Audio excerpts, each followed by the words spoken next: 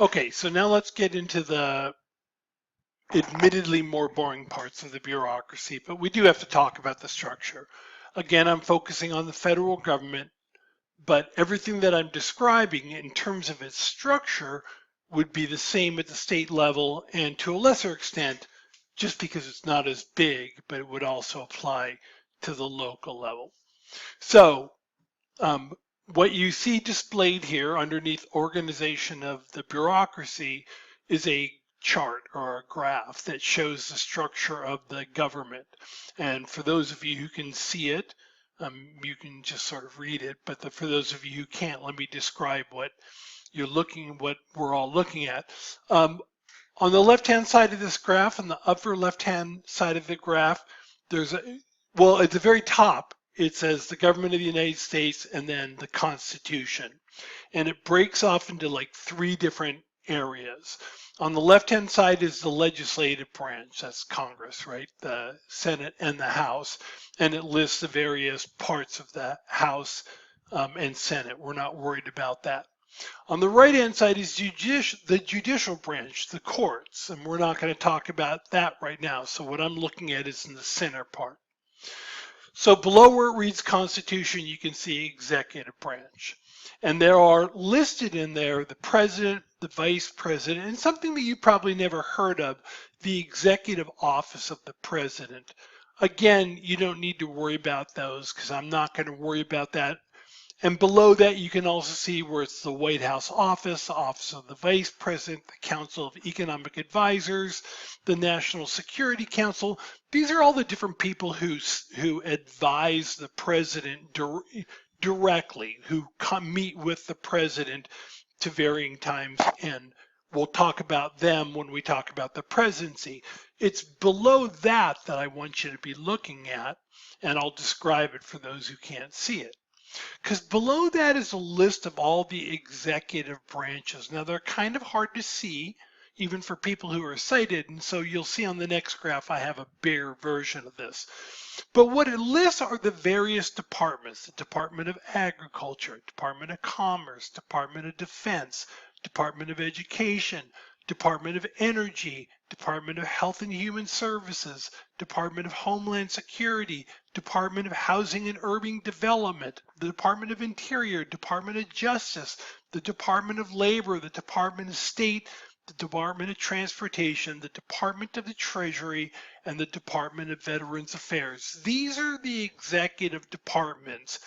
This is the major area of the bureaucracy. These are the people who are directly under the control of and the supervision of the President of the United States. And then below the various departments are a bunch of independent agencies and regulatory commissions and government corporations, which we're going to talk about later.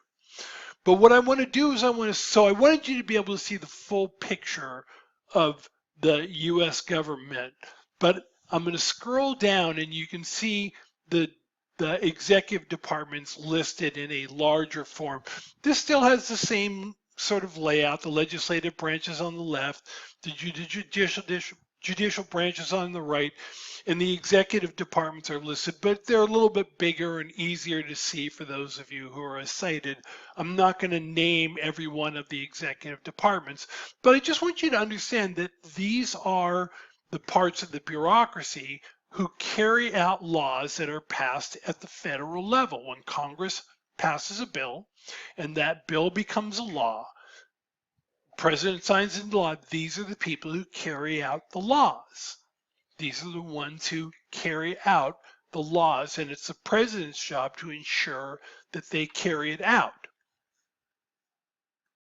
Now this graph shows the people who head each of these departments. So forget, they show the president and the vice president. We're going to ignore that. But for every one of these departments, and again, I'm not going to list them all, but there's a secretary who heads each one. So on the upper right-hand side, you see Secretary of Labor, Secretary of Health and Human Services, Secretary of Housing and Urban Development. Those are the heads of the various departments. They're all referred to as secretaries except one. If you notice, for those of you who can see, on the left-hand side, 1, 2, 3, 4, 5 down, it just says Attorney General. The Attorney General is the head of the Department of Justice, but instead of being called the Secretary of Justice, which to me sounds like a totally cool name, it sounds like a comic book character, I'm the Secretary of Justice, they're referred to as the Attorney General. When you're talking to them, technically they're supposed to be referred to just as General, although most people don't. But anyway, so you have these executive departments. Each of them are headed by a secretary, right? Except for the Department of Justice, which is headed by the Attorney General, but it's the same position. Now, how do these people get their jobs? When a new president comes into office, one of the most important things they have to do is fill up the bureaucracy. Usually, especially if there's a change in the administration, so if it's gone from a Republican administration to a Democratic administration, or a Democratic administration to a Republican administration, all of the heads of the various departments and everybody who's below them, they basically get fired. Usually they resign as a matter of typically they'll just resign, and the new president is going to bring in his or eventually her own people, right, to head up these important positions.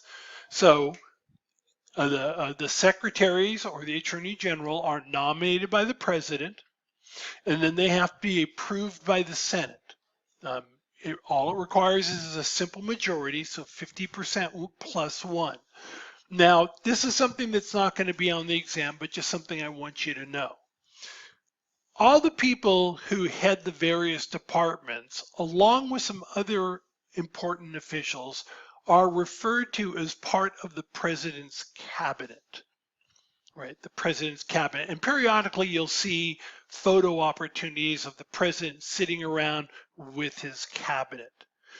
The thing to know about this particular group, the cabinet, is they are not a decision-making body. In other words, the president doesn't get together with his cabinet to make decisions on what to do.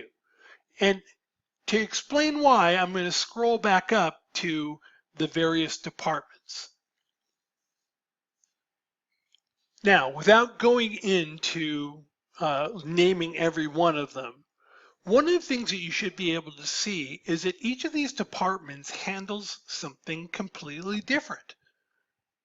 The Department of Agriculture deals with agriculture. The Department of Commerce deals with commerce, trade. The Department of Defense is the military. The Department of State, foreign affairs. The Department of Transportation deals with federal transportation projects. The Department of the Interior is the one that oversees all like the national parks and areas owned by the federal government, like natural resources owned by the federal government. Homeland Security deals with Homeland Security. When the president's making a decision, would he want all of the secretaries in the room?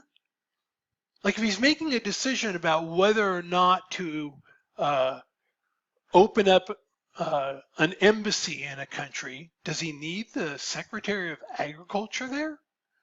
Does he need the Secretary of Labor there? Does he need the Veterans Affairs people there? No, he doesn't, right? Probably needs the Secretary of State. Might be a good idea to have the Secretary of Defense, but all these people have different specialties. And so the president wouldn't get them all together to make a decision.